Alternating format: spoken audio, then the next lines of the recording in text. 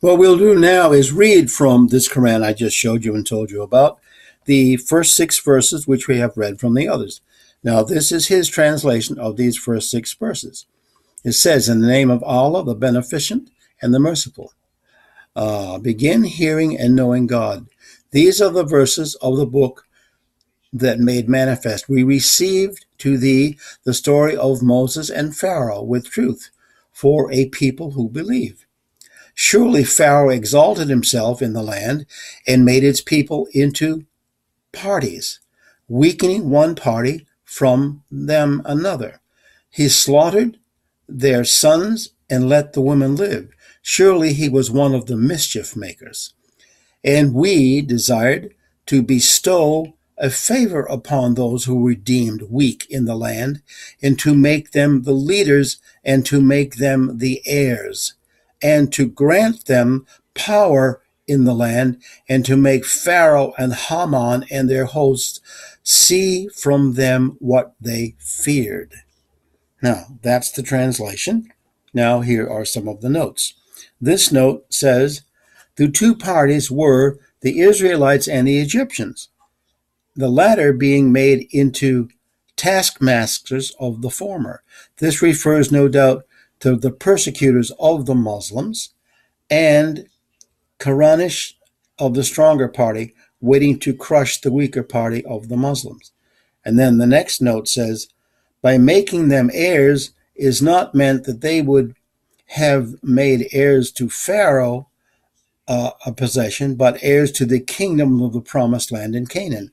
And this revolves also to the establishment of the kingdom of Islam and its vanquishment of its persecutors."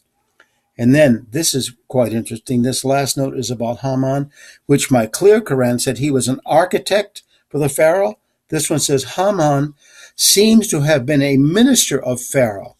He is spoken of again in verse 8 and verse 39, and also in Surah 29:39 and Surah 40:24 and 36.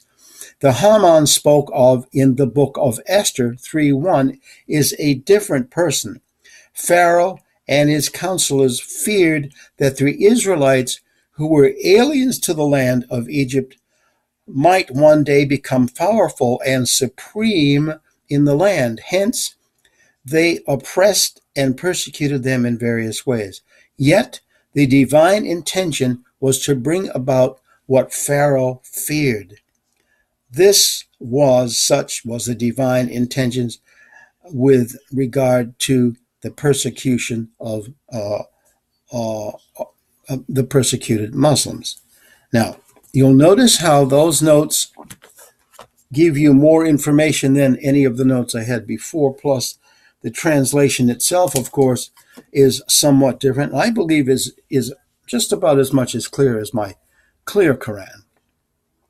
Now, I told you also the others had indexes. One had a subject index.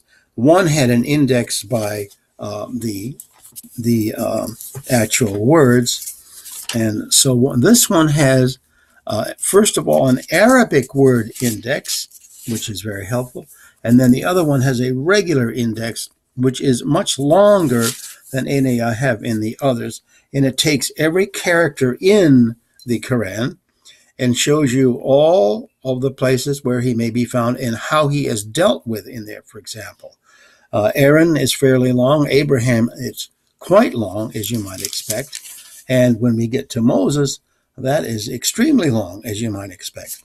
So these are some of the qualities of this Quran that I think probably is one of the better, and one of those people who wanted the Quran restored to its proper dignity and its proper correctness.